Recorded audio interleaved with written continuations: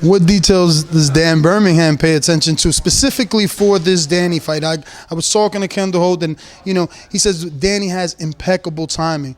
So what people say speed kills what? Is it timing? No, or timing kills speed? I think it's going to be the amount of punches that Kieth lands on him, because Kieth is going to be real busy. I mean, he's really up for this fight. His jab, his right hand, his hook, his uppercuts, everything's looking great.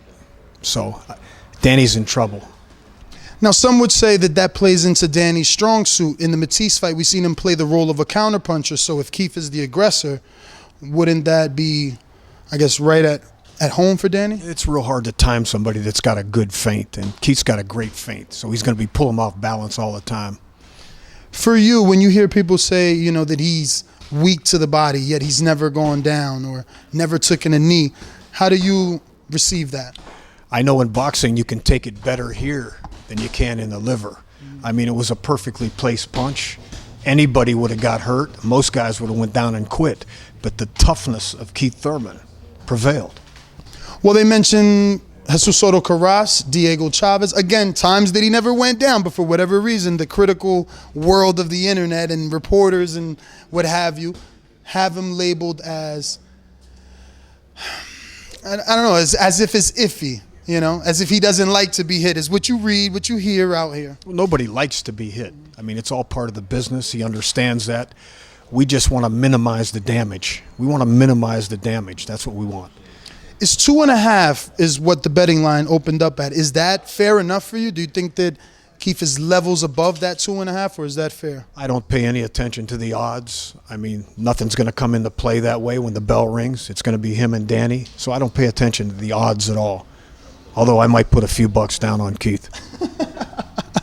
A few bucks? A few bucks, yeah. So how do you expect this one playing out? I mean, Danny, he has the criticism of being flat-footed.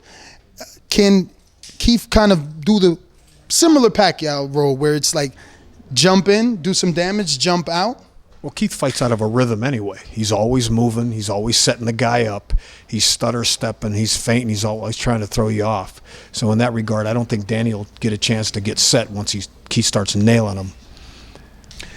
Danny has it made up in his mind that he cherry-picked Kieth. Since the stigma in boxing is that he's a cherry picker, he says, well, I'm cherry-picking Kieth.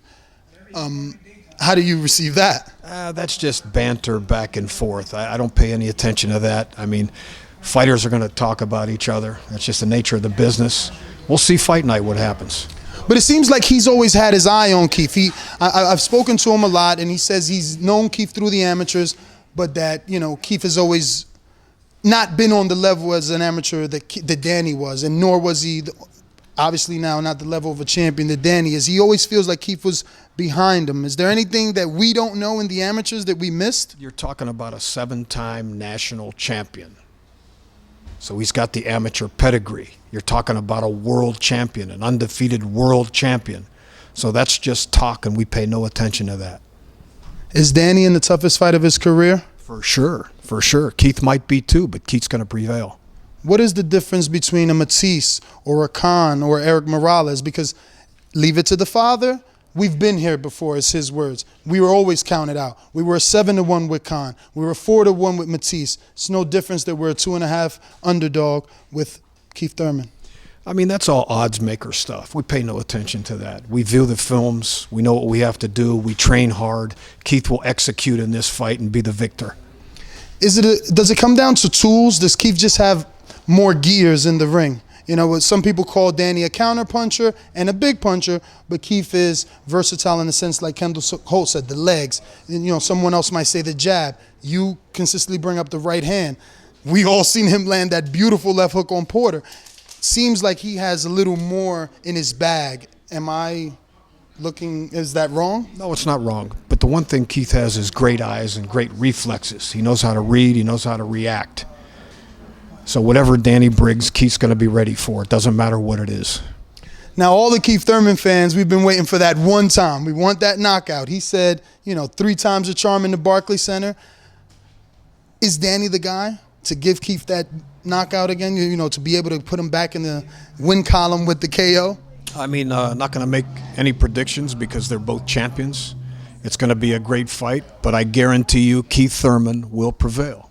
Now, in baseball, right, you lob it. It's easier for you to get a home run. Danny's considered flat-foot. Is that the lob, metaphorically? Would it be easier for Kieth to land these punches? You're talking about a slow-pitch softball player versus a major leaguer. So we'll see what happens. There you have it. I can't ask any more questions. That was a perfect punchline. Slow-pitch softball player, he said. That's right.